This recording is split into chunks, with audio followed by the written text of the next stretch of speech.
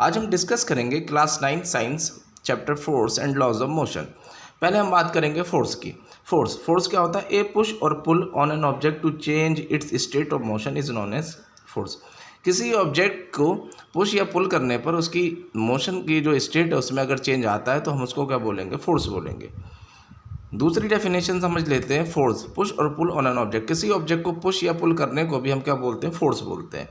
Example, to close and open the door. अब example समझते हैं कि फोर्स होता क्या है। फोर्स क्या होता है? अगर हमने किसी ऑब्जेक्ट को पुश या पुल किया और उसके बाद उसकी स्टेट ऑफ मोशन, अगर वो रेस्ट में था तो मोशन में हो गया, मोशन में था तो रेस्ट में हो गया। इस टाइप से बहुत सारे एग्जाम्पल से हम समझ सकते हैं कि ये क्या है हमारा फोर्स। यानी पुश और पुल करते हैं किसी ऑब्जेक्ट को तो हम उसको फोर्स बोलते हैं, और किसी ऑब्जेक्ट को पुश या पुल करने पर उसकी मोशन की जो स्टेट है उसमें जो चेंज आता है उसको हम बोलते हैं फोर्स। एग्जाम्पल ले लेते हैं, जैसे क्या है, फुटबॉल रेस्ट में, फुटबॉल को अगर किक करो तो फुटबॉल किस में आ जाएगी? मोशन में, तो डेट इज़ फोर्स। डोर, अगर रूम का हमारा डोर है, अगर हम उसको खोलते हैं तो वो भी फोर्स है, और अगर हम उसको क्लोज करते हैं तब भी वो क्या है? हमारा फोर्स है। अगर हम किसी चेयर पे बैठते हैं तो ये भी क्या है? हमारा फोर्स है। अगर हम अपनी बॉडी को मूव कराते हैं तो वो भी क्या है? हमें फोर्स चाहिए। फोर्स का क्या क्या इफेक्ट होगा? Force can stop moving car. अगर कोई मूविंग कार है, अगर हम उसके ऊपर फोर्स अप्लाई करें तो हम उसको स्टॉप कर सकते हैं। Second, force can move a stationary rest object. किसी भी स्टेशनरी, अगर कोई ऑब्जेक्ट रेस्ट में अगर हम उस पर फोर्स लगाएं तो वो मोशन में आ सकता है। Third, force can change the direction of moving object. अगर कोई ऑब्जेक्ट किसी एक पर्टिकुलर डायरेक्शन में जा रहा है, अगर हम उसको फोर्स अप्लाई करें तो हम उसकी डायरेक्शन को चेंज कर सकते हैं। Third, force can change the speed of moving object. Force किसी भी मूविंग ऑब्जेक्ट की स्पीड को चेंज कर सकता है, यानी बढ़ा भी सकता है और घटा भी सकता है। Next, force can change shape and size of object. किसी भी ऑब्जेक्ट का फोर्स शेप और साइज भी चेंज कर सकता है। Force is a vector quantity. Force एक वेक्टर क्वांटिटी होती है। वेक्टर क्वांटिटी क्या होती है? जिसका मैग्नीट्यूड और डायरेक्शन दोनों रहते हैं। जो फोर्स का एसआई यूनिट है वो न्यूटन है। अब फोर्स की अगर हम न्यूमेरिकली बात करें तो फोर्स क्या होता है? फोर्स होता है हमारा force equal to mass into change in velocity upon time. Equal to mass change in velocity upon, जब भी हम चेंज इन वेलोसिटी की बात करते हैं तो हम final velocity minus initial velocity upon T. तो F इक्वल टू कितना? m into V minus U upon T. V minus U upon T हमारा होता है एक्सीलरेशन। तो v माइनस यू को हम अपॉन टी को हमने लिखा एक्सीलरेशन, तो F equal to m into ए। तो फोर्स इक्वल टू कितना हो गया? Mass into acceleration. तो अगर हमसे न्यूमेरिकली कोई फोर्स की डेफिनेशन की बात करेगा तो हम क्या करेंगे? मास इंटू एक्सीलरेशन। अगर किसी बॉडी के पास कुछ मास है और उसके ऊपर एक्सीलरेशन अप्लाई करते हैं तो उसको हम क्या बोलते हैं? फोर्स। तो जिसका एक्सीलरेशन ज़्यादा होगा उसका फोर्स ज़्यादा होगा, और जिस बॉडी का मास ज़्यादा होगा उस पर हमें फोर्स भी ज़्यादा अप्लाई करना पड़ेगा उसकी स्टेट को चेंज करने के लिए। अब बात करते हैं टाइप्स ऑफ फोर्सेस। वैसे तो बहुत टाइप के फोर्सेस हैं जो आप आगे क्लास 11 में जाकर पढ़ोगे, बहुत सारे फोर्सेस। लेकिन अगर हम बात करें यहाँ क्लास 9 के अंदर हमारे तो दो टाइप के फोर्सेस की बात करेंगे। पहला हमारा वैलेंस फोर्स और दूसरा हमारा इनवैलेंस फोर्स। वैलेंस फोर्स क्या होता है कि if the resultant of applied force is equal to 0 then is called balance force. जो रिजल्टेंट फोर्स होगा, अगर किसी बॉडी के ऊपर अगर हम कोई फोर्स अप्लाई करते हैं और अप्लाई करने के बाद अगर उसका हम रिजल्टेंट निकालें तो रिजल्टेंट अगर हमारा 0 आया तो हमारा वैलेंस फोर्स होगा। कैसे? अगर किसी ऑब्जेक्ट के ऊपर हमने फोर्स अप्लाई किया, ऑब्जेक्ट अपना shape, size, state of motion, state of rest, यानी जो जैसा वो वैसे ही रहा, उसके अंदर कोई चेंज नहीं आ रहा है उसकी पोजीशन में, उसके शेप में, उसके साइज में, तो इस टाइप के फोर्स को हम बोलते हैं वैलेंस फोर्स। जैसे एग्जांपल मान लेते हैं, ये ले लेते हैं कोई हमारा एग्जांपल। ये हमारा एक बॉक्स है। ये बॉक्स को मैंने इधर से एक फोर्स अप्लाई करा, कितना? 50 न्यूटन का, इस डायरेक्शन में। अगेन किसी सेम फोर्स अपोजिट डायरेक्शन में अप्लाई हुआ, किधर? इधर माइनस का 50 न्यूटन, ये फोर्स। तो हमने फोर्स लगाया इधर कितना? प्लस का 50 न्यूटन, और अपोजिट डायरेक्शन से फोर्स लगा कितना? माइनस का 50 न्यूटन। अगर हम रिजल्टेंट निकालें तो रिजल्टेंट क्या होता है? दोनों का सम। तो रिजल्टेंट इक्वल टू कितना? 50 और माइनस का कितना? 50। तो 50 माइनस 50 यानी 0। तो अगर इस टाइप से कोई फोर्स, अगर मतलब हम रिजल्टेंट किसी फोर्स का निकालें और रिजल्टेंट निकालने के बाद अगर हमें फोर्स का जो मैग्नीट्यूड है वो कितना मिले? 0 मिले, तो हम उसको बोलते हैं क्या? Valence force. Valence force again क्या होता है? अगर किसी ऑब्जेक्ट पर, किसी बॉडी पर अगर हम फोर्स अप्लाई करते हैं तो उस बॉडी की स्टेट में, उस बॉडी के शेप में, उस बॉडी के साइज में कोई चेंज नहीं आता है, तो इस टाइप के फोर्स को हम बोलते हैं वैलेंस। अनवैलेंस फोर्स क्या होता है? अगेन अगर हम जो रिजल्टेंट फोर्स हमारा आएगा वो 0 नहीं होगा। डेफिनेशन की बात कर लेते हैं। If the resultant of applied force is greater than zero then it is called unbalance force. तो जो रिजल्टेंट फोर्स होगा वो कितना, जीरो से बड़ा होगा, तो इसको हम बोलेंगे अनबैलेंस फोर्स। एग्जाम्पल से समझते हैं। अगेन मैंने क्या लिया, एक ब्लॉक लिया, इस पे मैंने कितना लगाया, 50 न्यूटन का फोर्स लगाया इस साइड में, और इस साइड से इस पे जो फोर्स लगा वो कितना लगा, -10 न्यूटन का फोर्स। अगर हम रिजल्टेंट निकालेंगे तो प्लस का 50 और माइनस का 10 इक्वल टू कितना, प्लस का 40। यानी अगर हमने किसी ऑब्जेक्ट पर, किसी बॉडी पर अगर फोर्स अप्लाई किया और फोर्स अप्लाई करने के बाद उसकी स्टेट में चेंज आता है, स्टेट में चेंज मतलब अगर वो रेस्ट में है मोशन में हो जाता है, मोशन में है तो रेस्ट में हो जाता है। अगर उसके शेप या साइज में चेंज आता है तो इस टाइप के फोर्स को हम बोलते हैं अनबैलेंस फोर्स, मतलब उसने उसको अनबैलेंस कर दिया। पहली वाली बैलेंस कंडीशन में हमने फोर्स लगाया, ऑब्जेक्ट जहाँ था वहीं रहा। अनबैलेंस फोर्स के अंदर क्या हुआ, ऑब्जेक्ट यहाँ था, फोर्स लगाने के बाद ऑब्जेक्ट ने अपनी पोजीशन चेंज कर ली, ऑब्जेक्ट पहुँच गया यहाँ, यानी पहले यहाँ था, अब ऑब्जेक्ट कहाँ पहुँचा, यहाँ। तो ये जो फोर्स है हमारा, इस वाले पे जो फोर्स लगाया हमने, इसने अपनी पोजीशन चेंज करी, तो ये हमारा अनबैलेंस फोर्स। बैलेंस फोर्स क्या होता है कि जो ऑब्जेक्ट जहाँ है वहीं रहता है, अपनी पोजीशन को चेंज नहीं करता है। और अनबैलेंस फोर्स क्या होता है, अगर किसी ऑब्जेक्ट पर हमने फोर्स लगाया, उसके शेप में, साइज में या स्टेट में चेंज आ जाता है, तो उसको हम बोलते हैं unbalance force. 3 laws of motion है, ये न्यूटन ने दिए हैं हमें, साइंटिस्ट हैं इसाक न्यूटन, उन्होंने 3 लॉज ऑफ मोशन बनाए हैं और इसी के ऊपर पूरी की पूरी फिजिक्स क्या है, डिपेंड है।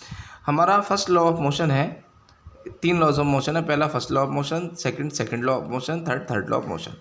फर्स्ट लॉ ऑफ मोशन की डेफिनेशन देख ले। First law of motion, an object at rest remain in the state of rest and any object in the motion will continue in motion along a straight line with a uniform speed until it is the external force applied.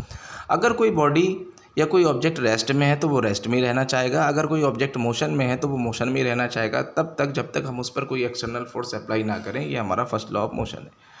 और जो अगर कोई object motion में है तो वो along straight line, मतलब straight line में मूव करे और उसकी स्पीड जो रहे वो यूनिफॉर्म मतलब रहे सेम, यानी एक ऑब्जेक्ट से जहाँ तक भी वो जाएगा तो स्पीड हर एक पॉइंट पर क्या रहेगी, सेम रहेगी।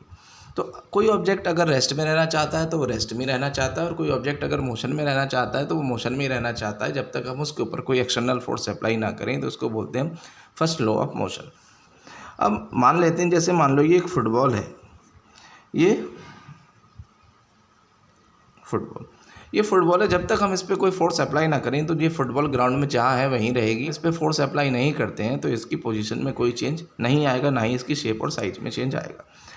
अगेन दूसरा एग्जांपल, अगर हमने इस फुटबॉल को किक कर दिया और ये फुटबॉल क्या हुआ, मूव करना स्टार्ट करेगा, तो जो स्ट्रेट लाइन में ये मूव कर रहा है, ये हमारा फुटबॉल मान लो ये स्ट्रेट लाइन में मूव कर रहा है, ये तो जो इसकी स्ट्रेट लाइन में ये मूव करता रहेगा और जो इसका स्पीड है वो भी क्या रहेगी, सेम रहेगी। मान लो अगर 10 मीटर पर सेकंड के स्पीड से ये बॉल मूव कर रही है तो हर एक पॉइंट पर जो इसकी स्पीड रहेगी 10 मीटर पर सेकंड रहेगी। तो फर्स्ट लॉ ऑफ मोशन बिल्कुल ईजी है। अगर कोई ऑब्जेक्ट रेस्ट में रहना चाहता है तो वो रेस्ट में रहना पसंद करेगा, और कोई ऑब्जेक्ट अगर मोशन में रहना चाहता है तो वो मोशन में ही रहना पसंद करेगा। इस फर्स्ट लॉ ऑफ मोशन को हम बोलते हैं लॉ ऑफ इनर्शिया। कहता है अगर कोई ऑब्जेक्ट रेस्ट में है तो वो रेस्ट में रहना पसंद करता है, अगर कोई ऑब्जेक्ट मोशन में है तो वो मोशन में ही रहना पसंद करता है, जब तक हम उसके ऊपर कोई एक्सटर्नल फोर्स अप्लाई ना करें। डेफिनेशन की बात करें, डेफिनेशन समझ लेते हैं इसकी। It is tendency of object due to which it resist any change it state of rest और यूनिफॉर्म मोशन। तो अगर जब तक हम उसको रेजिस्ट मतलब अगर हम उस पर कोई एक्सटर्नल फोर्स अप्लाई ना करें तो कोई ऑब्जेक्ट मोशन में तो वो मोशन में रहेगा, और कोई ऑब्जेक्ट रेस्ट में तो वो रेस्ट में ही रहना पसंद करेगा। अगर हम बात करें इनर्शिया की बात करें तो inertia of any object measured by its mass. किसी भी ऑब्जेक्ट की जो इनर्शिया है वो उसके मास से हम मेज़र करते हैं। Second, inertia is directly proportional to the mass, और जो इनर्शिया है वो डायरेक्टली प्रोपोर्शनल होती है मास के। एग्जांपल ले लेते हैं, मान लो ये हमारा फुटबॉल है, फुटबॉल सबने देखा होगा। इस फुटबॉल को किसी ने किक किया और ये फुटबॉल ने अपनी पोजीशन क्या कर दी, चेंज कर दी, यानी ये जहाँ था वहाँ से दूसरी जगह चला गया।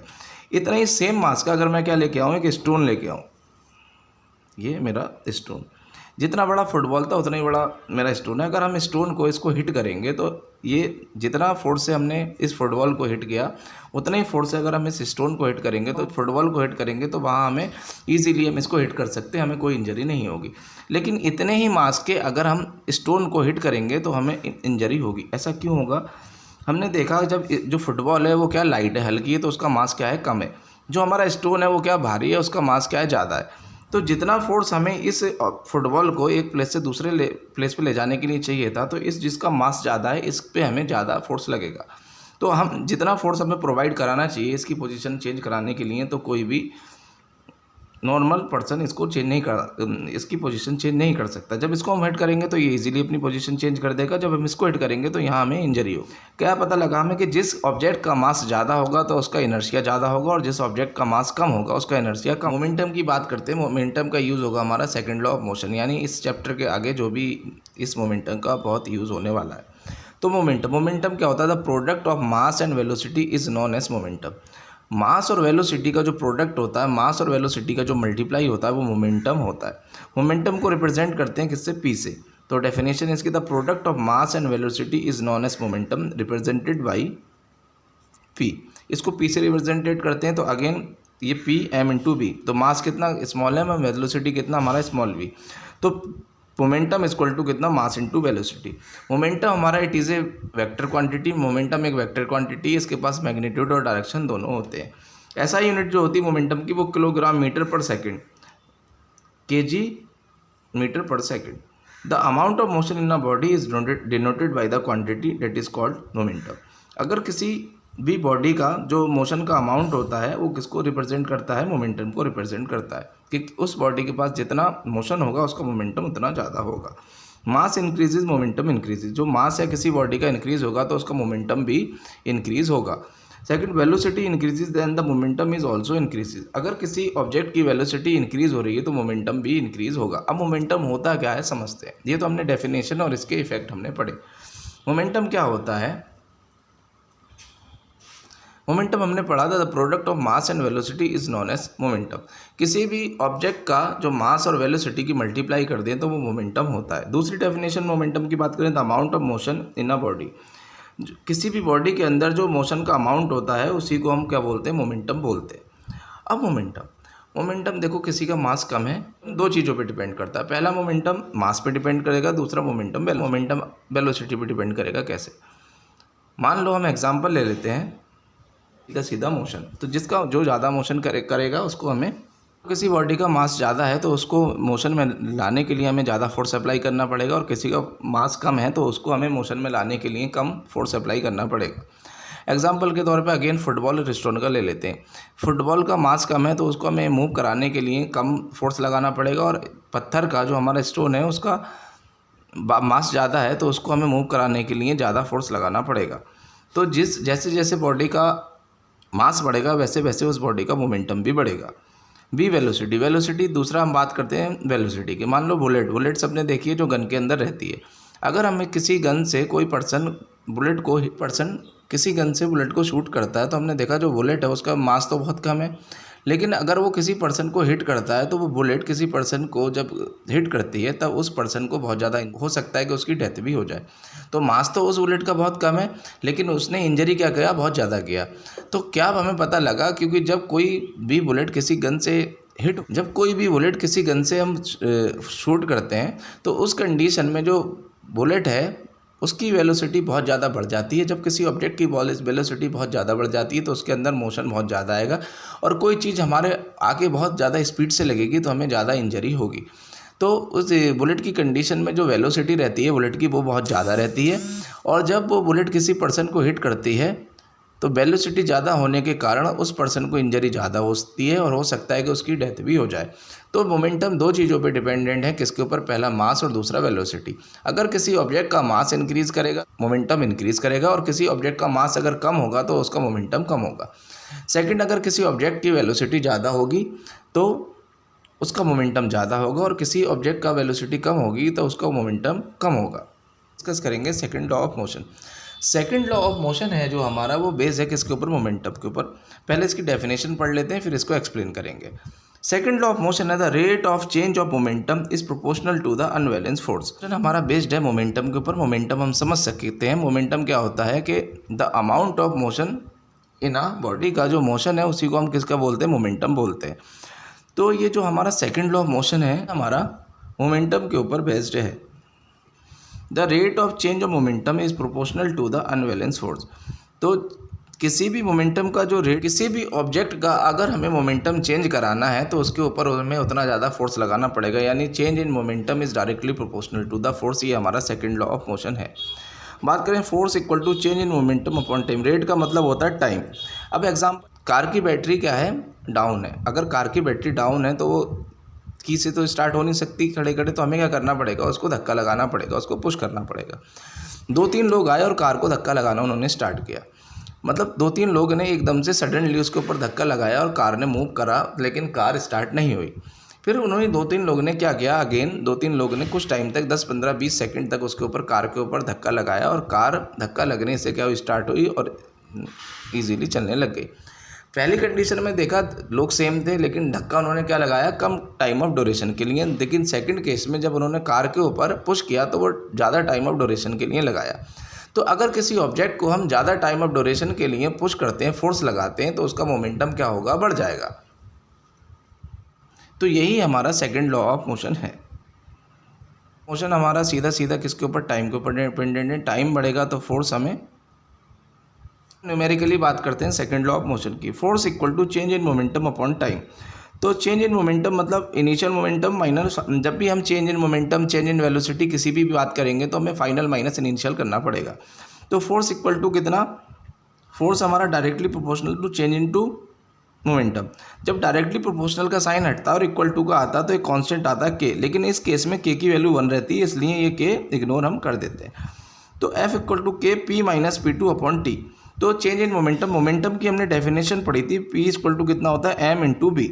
अगर हम पी होगा तो M V minus M U upon T, दोनों में एम कॉमन है, हमने एम बाहर निकाल लिया, तो V minus U upon T. V minus U upon T होता है हमारा एक्सीलरेशन, हमने मोशन के अंदर पढ़ चुके हैं। तो एफ इक्वल टू कितना, एम इंटू ए। तो ये हमारा force equal to mass into acceleration, सीधा सीधा हमारा ये सेकंड लॉ ऑफ मोशन है। अगर हम किसी बॉडी के ऊपर जितना ज़्यादा फोर्स अप्लाई करेंगे तो उसके मोमेंटम के रेट के अंदर भी उतना ही ज़्यादा चेंज आएगा, तो इसी को हम बोलते हैं सेकंड लॉ ऑफ मोशन। तो एग्जांपल हमने समझ लिया किसका, कार का। अगर हम कार को सडनली हिट पुश करते हैं 3-4 लोग, तो कार देर में स्टार्ट होती है, मतलब स्टार्ट नहीं होती है।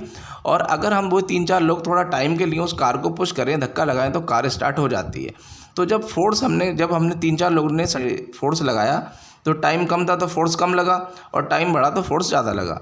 तो ज़्यादा टाइम तक अगर किसी पे हम फोर्स लगाएंगे तो उसका मोमेंटम इंक्रीज़ होगा, और जब मोमेंटम इंक्रीज़ होगा तो उसके अंदर मोशन ज़्यादा आएगा, और जब मोशन ज़्यादा आएगा तो वो ईजीली कार स्टार्ट हो जाएगा। तो ये हमारा सेकंड लॉ ऑफ मोशन था। अब बात कर लेते हैं वी। यू इक्वल टू कितना, initial velocity, V equal to final velocity, M V ये हमारा फाइनल मोमेंटम, एम यू ये हमारा इनिशियल मोमेंटम, और ए इक्वल टू कितना, एक्सीलरेशन, ये हमने। अब हम बात करेंगे third law of motion. Third law of motion क्या कहता है, every action there is equal and opposite reaction. हर एक एक्शन का अपोजिट रिएक्शन होगा, ये हमारा थर्ड लॉ ऑफ मोशन बताता है। बहुत ही इंटरेस्टिंग मोशन है। एक्शन इक्वल टू कितना, एक्शन फोर्स इक्वल टू कितना, रिएक्शन फोर्स। यानी किसी भी ऑब्जेक्ट पर हमने जितना फोर्स लगाया, वापस से उस ऑब्जेक्ट ने हमारे पर उतना ही फोर्स लगा दिया अपोजिट डायरेक्शन में, तो हम इसको बोलते हैं थर्ड लॉ ऑफ मोशन। अब हमें कैसे पता लगेगा, कौन से एग्जाम्पल लें कि हमें पता लगेगा कि जितना हम किसी ऑब्जेक्ट के ऊपर फोर्स लगाते हैं वो वापस से उतना फोर्स हमारे ऊपर लगाता है। मान लो ये हम ह्यूमन बीइंग है ये, तो ये जितना हम जब मूव करते हैं तो जितना फोर्स ये हमारा आगे वाला पैर लगाता है उतना ही फोर्स ये हमारा पीछे वाला फोर्स लगाता है, तभी हम बैलेंस होकर चल सकते हैं। अदरवाइज अगर हम फोर्स डिसबैलेंस होगा, मान लो इसने अगर 10 न्यूटन का फोर्स लगाया और ये 10 न्यूटन का नहीं लगा पाया, 5 न्यूटन का लगाया इस पीछे वाले पैर ने फोर्स, तो क्या होगा, हम गिर जाएंगे, यानी फोर्स अनबैलेंस हो जाएगा। किसी की समझ में नहीं आ रहा तो एग्जाम्पल समझ सकते हैं। एग्जाम्पल से मान लो आप किसके अंदर, बोट के अंदर, नाव के अंदर बैठे।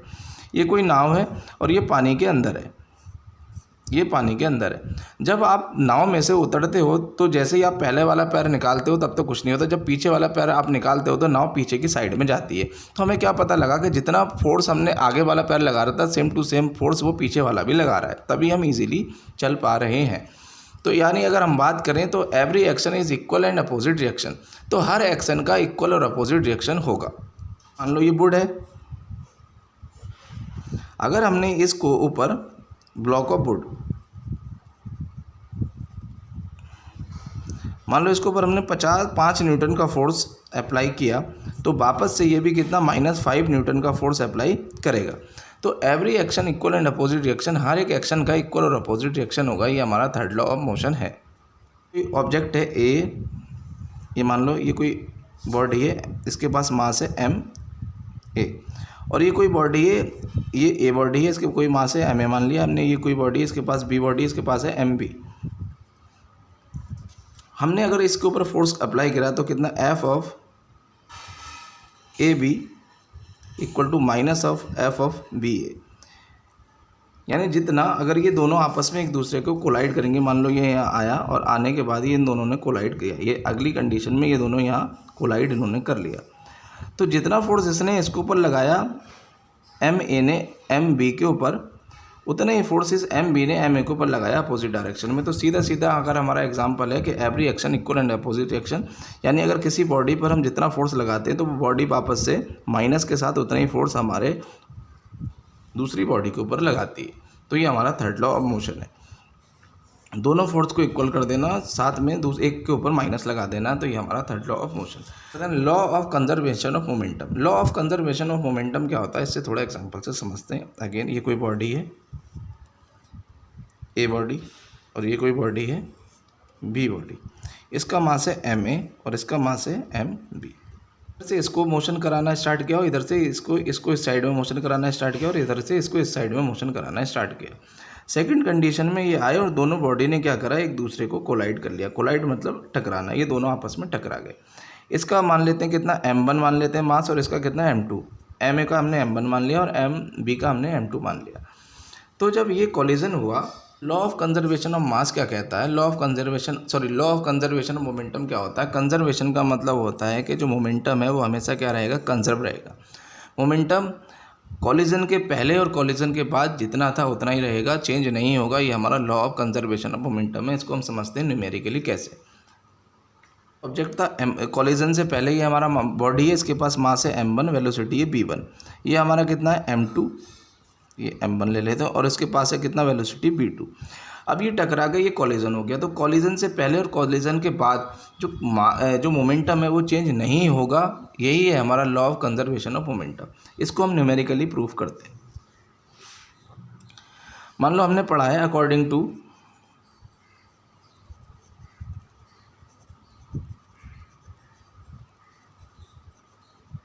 Third law of motion. इस लॉ ऑफ कंजर्वेशन मोमेंटम के अंदर हमारे दोनों लॉ यूज हो जाएंगे। तो according to third law of motion, third law of motion क्या कहता है, every action equal and opposite reaction, यानी जितना फोर्स पहला वाला लगाएगा उतना ही फोर्स दूसरा वाला लगाएगा, लेकिन अपोजिट डायरेक्शन में। और फोर्स क्या होता है, मास इनटू एक्सीलरेशन, और ये भी कितना m इंटू कितना force into, according to second law of motion m into a, यानी मास इंटू एक्सीलरेशन, और ये भी कितना मास इंटू एक्सीलरेशन। इसका मास है m1 और इसका मास है कितना m2। अब मास इंटू एक्सीलरेशन, और एक्सीलरेशन हमने पढ़ा है, एक्सीलरेशन क्या होता है, change in velocity upon time. तो m1 इंटू कितना, ये हमारा v1 माइनस कितना u1 अपॉन टी, टाइम का रहता है सेम रहता है, minus m2 into v2 minus u2 upon कितना ये t। t से t कैंसिल हो गया, मल्टीप्लाई कर देते हैं अंदर, तो कितना m1, और इसके अंदर करेंगे तो कितना b1 माइनस कितना m1 और u1 इक्वल टू, इस माइनस की मल्टीप्लाई करेंगे, पहले ये माइनस यहीं छोड़ देते हैं, m2 की मल्टीप्लाई करेंगे तो m2 कितना v2 माइनस m2 और कितना u2। नीचे वाला जो t है वो t से t कैंसिल हो गया। अब इस माइनस की मल्टीप्लाई करेंगे अंदर, तो m1 इंटू b1 इंटू कितना m1 u1 इक्वल टू, ये माइनस की मल्टीप्लाई करें तो ये प्लस का माइनस हो जाएगा, तो माइनस का m2 b2 माइनस का, और ये माइनस माइनस बन जाएगा, प्लस का कितना m2 और कितना u2। अब ये माइनस वाले b1 m1 b1 और b1 वाले एक साइड में ले जाएंगे और u2 वाले एक साइड, u1 u2 एक साइड में ले जाएंगे, b1 b2 एक साइड में ले जाएंगे, तो m1 b1 और ये माइनस का इधर आके किसका बन गया, प्लस का कितना m2 b2 इक्वल टू, ये तो प्लस का ही हमारा कितना m2 u2 और ये माइनस का उधर जाके बन गया प्लस का कितना m1 u1। तो हमने देखा जो कॉलिजन वेलोसिटी हमने क्या लिया था, फाइनल वेलोसिटी हमारा v था और यूनिवर्सल वेलोसिटी हमारा u था, यानी ये हमारा जो मोमेंटम है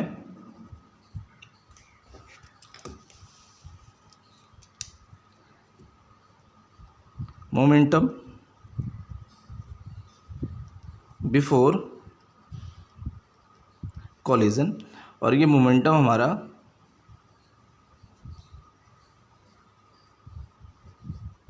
आफ्टर कॉलिजन। यानी पहले कॉलिजन से पहले और कॉलिजन के बाद जो मोमेंटम है दोनों बॉडी का वो क्या रहा, सेम रहा, और यही हमारा law of conservation of momentum है। अगर दो बॉडी के पास, किसी बॉडी के पास मास m1 है, दूसरी बॉडी के पास मास m2 है, और पहली बॉडी के पास एक्स वेलोसिटी v2 है, और जब वो आपस में टकराते हैं, मोमेंटम क्या होता है कि मोशन, किसी भी बॉडी का जो मोशन होता है उसी का मोमेंटम बोलते हैं। जब वो टकराते हैं, जब उनके अंदर कॉलिजन आता है, तो जो कॉलिजन आएगा तो उस केस में जो मोमेंटम है वो कंजर्व यानी सेम रहेगा, कॉलिजन से पहले भी, कॉलिजन के बाद भी। जहाँ भी कंजर्वेशन का यूज़ होगा उसका मीनिंग होता है, कंजर्वेशन का मीनिंग होता है सेम। यानी किसी चीज़ के होने से पहले और किसी चीज़ के होने के बाद अगर कोई चीज़ सेम रहती है तो उसको हम बोलते हैं कंजर्व। तो ये था हमारा force and laws of motion का full explanation in one video. बहुत ही सिंपल और इजी तरीके से हमने इस वीडियो के अंदर, और बहुत ही कम समय में, बहुत ही कम टाइम में हमने इस वीडियो के अंदर इस पूरे चैप्टर को एक्सप्लेन किया है और समझा है। अगर आपको कोई भी डाउट है तो आप कमेंट बॉक्स में जाके कमेंट कर सकते हैं, तो हम आपका डाउट क्लियर करने में आपकी मदद करेंगे।